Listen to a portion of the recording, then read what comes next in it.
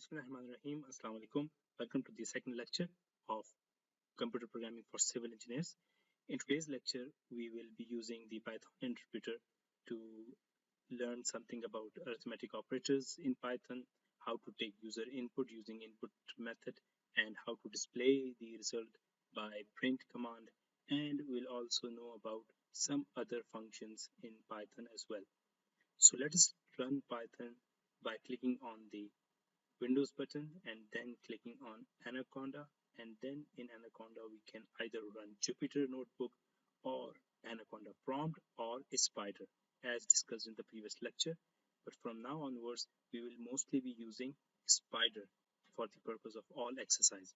So once we run Spyder, this is how it looks like, and here at the bottom we have the prompt Python interpreter, and here we write our programs, but then we'll talk about this portion later on. If you click on Variable Explorer, then whatever variables we are using here, they will be listed here for our use. So we'll know about that today once more. So let's start working with arithmetic operators. So arithmetic operator means that we can add, subtract, multiply, and divide stuff. So for example, let me create a variable a is equal to 3 and I press enter.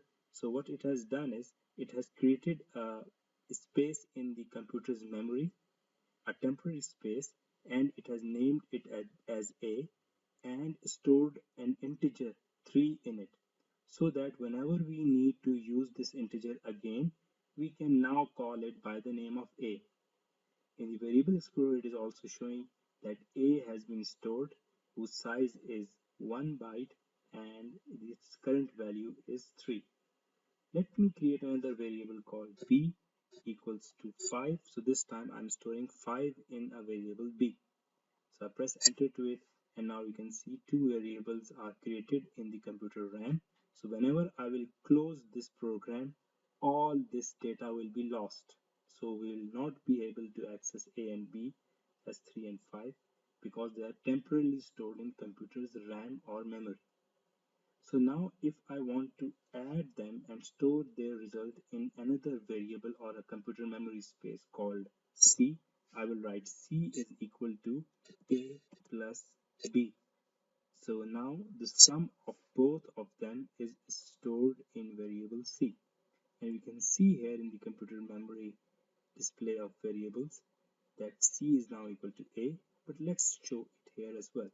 So if you write c and then press enter, it will show the output of the value of c. You can also show the value of c by saying print, and in parentheses you will write the name of the variable which you want to print. So in after parentheses, when you press enter, it will show you the value stored in variable c. Now print is a method, a special command from Python which can be used to display anything on the screen. So for example, if I want to print my name, I'll write print. Within the parentheses, I'll write my name. But then when I close the parentheses and press enter, it gives me an error.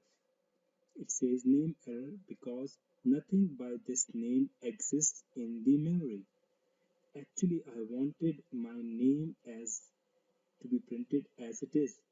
So in order to do that, I will say print within the parentheses in inverted commas. I'll write my name and then I will press enter. So now it will understand this as a string. In Python, we have three types of values that we can input. One is called integer, other is float, and other is string. Of course, there are other types of values that we can input in Python as well, but these are the main ones. So integer is a one which has no decimal places, float is a one which has decimal places, and string is some set of characters like my name here. So all of them work differently in Python. So going back to arithmetic operators, let us add some other numbers normally, like 23 plus 56. Now this is these are two integers and I added them properly. If I write 23.5 plus 56.4 and press enter, now these are two floats I have added.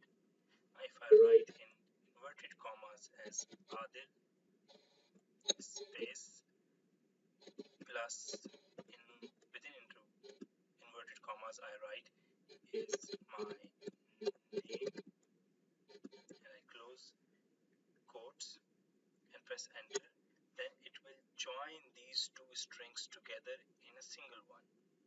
Now I can also write that in a single quote like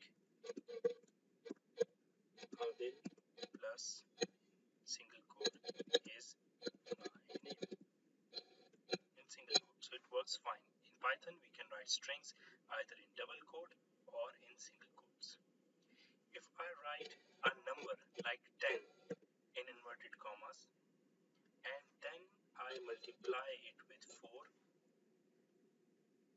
then this string will be written 4 times for us. For example, if I press enter, so 10 is written 4 times.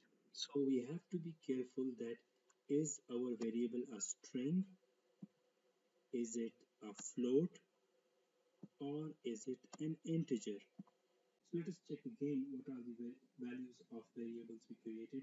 I just simply say A, enter, B, enter, and C, enter. So all of these variables have 3 integers, 3, 5, and 8 stored in them. So if you want to subtract, for example, C is equal to B minus A, press enter and value of C is 2, so we use minus symbol as normal. For division purpose, we say, for example, A divided by B. That is this time not stored that result in C. So it is the result is in a float type, which is 0.6.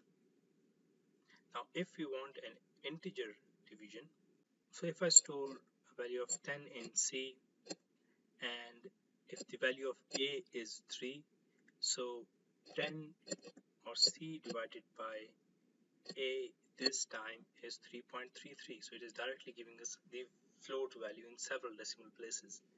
But if I write C double forward slash A and press enter, it will actually give us the integer division. So sometimes we want the integer value as a result, and in that we can get them very easily by using a double division instead of a single division like this. To find out a power of a number, for example, the value of A is 3, and if I want to find 3 to the power 4 or A to the power 4, I'll say A double steric 4 and I press enter for this, and it will give me A to the power 4, which is actually 3 to the power 4, which is 81. Now sometimes I need a remainder of a division. For example, 13 divided by 2 is actually 6.5, and we know that the remainder in this case is 1. So we can get the remainder by saying 13% 2 and press enter to this. So this is the final remainder.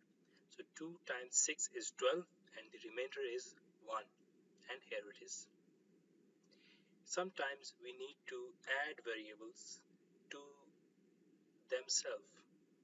For example, if the value of A is 3 now and I want A is equal to A plus 2,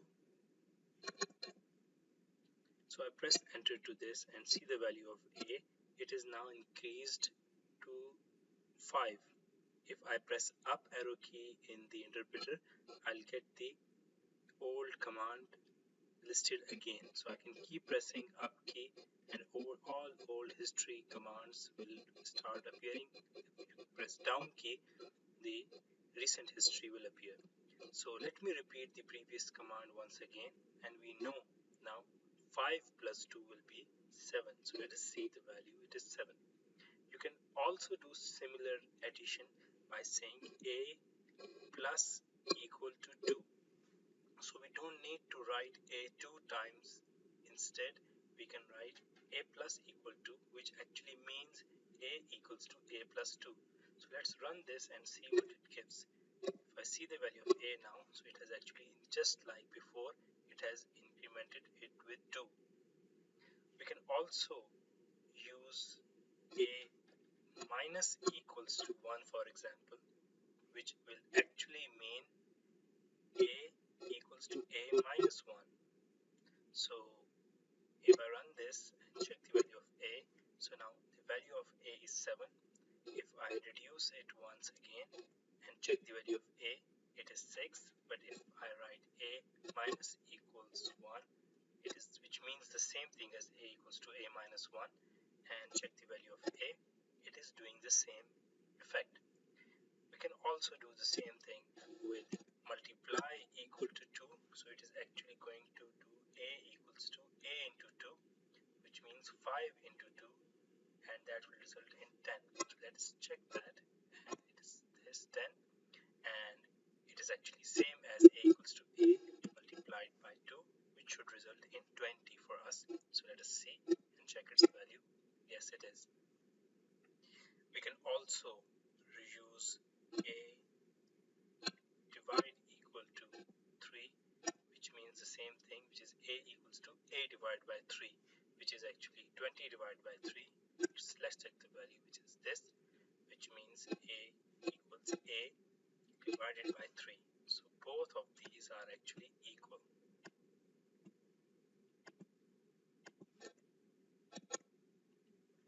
Now let's see some logical operators.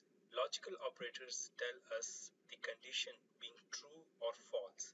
So in order to check that, let me see the values of a, b, and c again. We can see the value of b is 5, c is 10, and a is 2.23. Now if I want to know is the value of c smaller than b, so I'll say c is smaller than b, and we know that c is actually greater than b, which shows that c smaller than b should be false. So if I press enter to this, we get a result as false.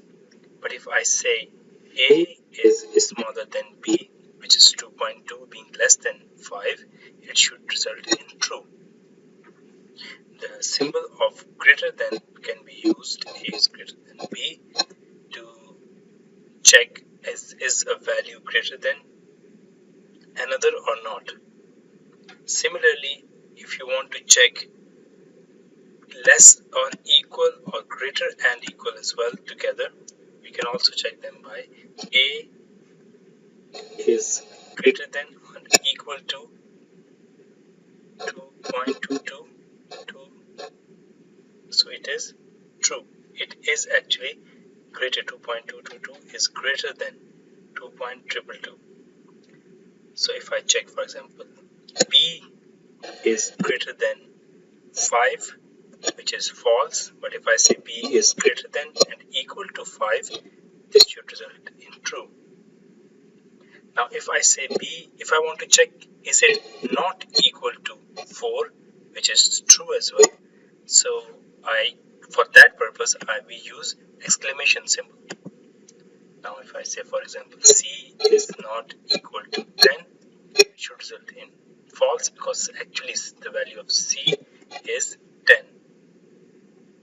And finally, if you want to check something is equal to something, for example, b is equal to 5, we will not check it with a single equal, but we check it with double equal. So now if I press enter to this, it will say true for this. But if I say b is equal to 6, it will of course give us a false, or b is equal to 5.0001. Again, it will result in false. Now let's see how to take input from different users. Now input is a method in Python. If we type it as input, within parentheses we type a string of question. For example, what is the force in newtons? Question mark and close inverted commas and close parentheses and press enter. Now this command, once I press press enter to this, it will write this as a prompt for me. So now it is asking the user what is the value of the force. Let me write 22 and press enter to this. So now it is telling us that 22 as a string, because it is in single quote, has been taken as an input, but it has not been stored anywhere else. So this time let's store it in a variable d. So I'm saying or a variable f. So now I'm writing f is equal to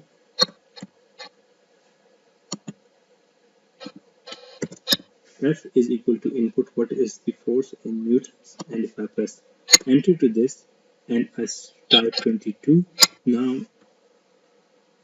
if I check what is the value of f, so I press f and enter, I know it is 22, but as a string, not as a number. So I can check it by writing type in parentheses f. So now it is, and press enter. It is telling us it is a string, it is not an integer. So let me check again a, b as well, what are their values, and let us ask Python what are the types of a and b as well. So if I type a and press enter, it is telling us it is float because it has decimal places. If I say type b and press enter, it is saying it is integer. We can see there are no decimals in it. And again, if I type f, it will tell it is a string. So for example, if I say a is a multiplied by 3 and press enter, it will write a 3 times of a. But if I write f times 3, which we think is supposed to be 22 times 3, which is 66, but because it is a string, actually it will repeat the string 22 3 times as this 2 2 2 2 and 2 2. So in order to use the value of f as a float or as an integer, we have to convert it first. So if I write f equals, so let me check the value of f again first.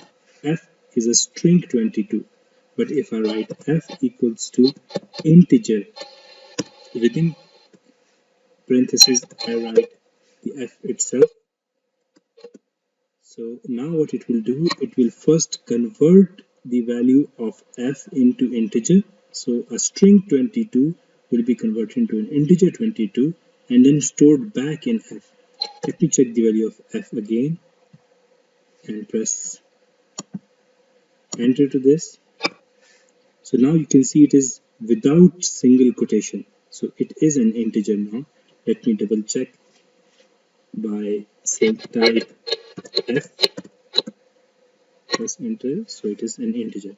I can also actually convert it into float by saying f equals to float f. So this time the 22 integer will be converted into 22.0 as a decimal integer or a decimal number. Let's press enter to this, check the value of f, so it is 22.0. So this is how to convert a string into float or integer into string or float, and vice versa as well. Now, if you want to print a string, for example, print force is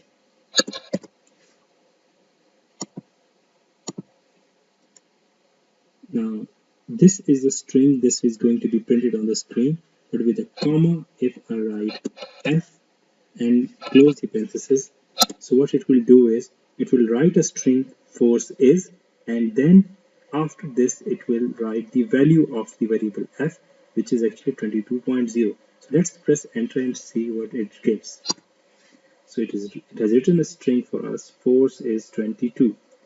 I also want Newton to be written after it. So let me press up arrow key again, and with at the end of f I write comma, and in quotes I write Newton, and I press enter to this. So now Newton is written there too.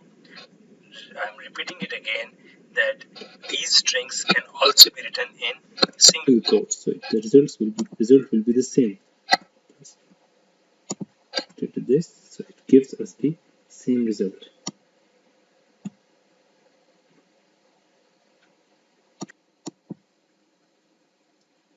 Now there are some escape characters as well, like /n for creating a new line, double quote and /single quote, and many others for adding double quote and single quote within your string. For example, if I want that in first line it should be written force is, but this all should be written in the second line, I can actually use the /n escape character. So here, if I write after force is, I write /n and then I press enter to this. So you can see this has simulated a next line entry. Now, if I want this 20 Newton to be enclosed or just 22. Now, if I want 22 Newton to be closed in quotation mark, I can add a quote mark by writing here /quote. So now this quote and this quote is actually telling that all of this is a string, but this is telling us that this is not a close of this code, but actually we have to write this quotation mark there. So let me press enter and see what actually it means. So here this quotation mark actually appeared due to the escape character, escape double quote. So let me add one after this as well. So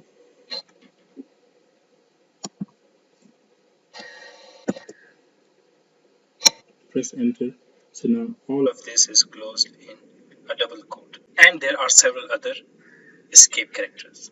We already have seen how to write strings together as separate strings like this. We can also combine them with a plus symbol. For example, for this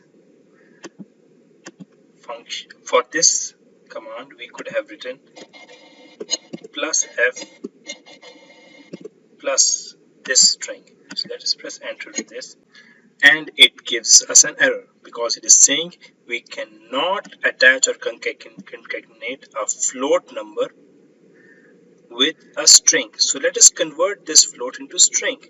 So let me press up key again and I write str and within parentheses I close f. So now f will be converted into string and then strings can be added together. So let's press enter to this. So now it worked as we wanted.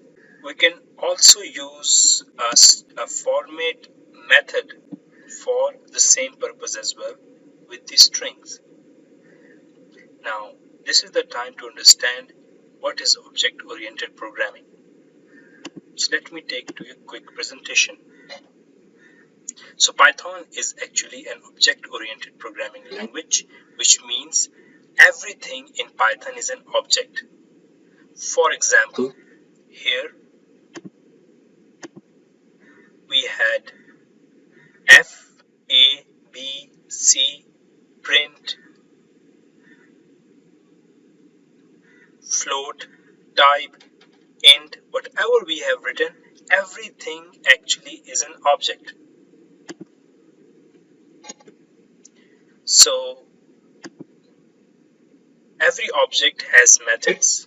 For example, a slicing method for an apple, if apple is an object. Another method that a thing we can do to this object is peeling. We can peel this object. We can also make juice of this object as well. This means every object has methods which convert or shape this thing into a new stuff. Every object has properties as well. For example, apple can have color. Apple can has a particular number of seeds. Apple can also have a certain weight.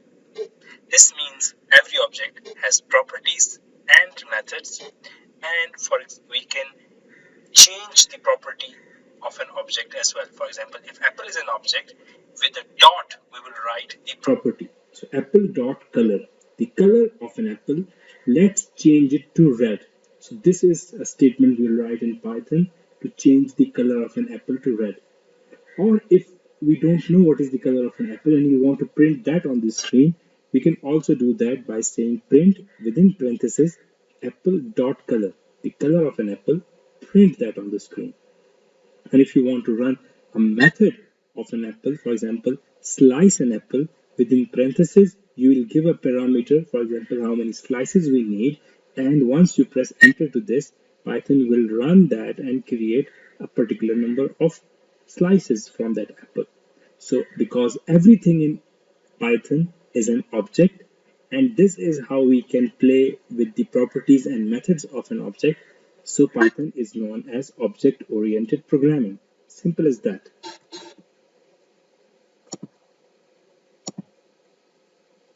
So if I write a string, for example, force was 22.0 newtons, and I press enter to this will write a string for me. But if I want to use a format method and I want the variable f, its value, to be printed here automatically, I can do the same thing as force was, and now I'll open and close blank curly brackets. With a space I'll write newtons, close the quotes. Now as I said, everything in Python is an object. This string is also an object. Now, if I write dot at the end, I can access its properties or methods. So let me apply a method of format to it. Now, whenever we apply a method, within the uh, parentheses, we give some parameters to it. So what I want is that wherever we have curly brackets, I want the value of f to appear there.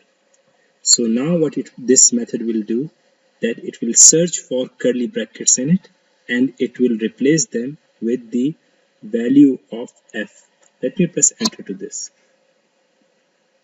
So if, for example, now I want to write string as the value of a is curly brackets open and close, and f is curly bracket open and close, and I close the quotation mark, and with dot if I write format, then in parentheses first I will write a and then comma f, close the parentheses. So this time what it will do with this object,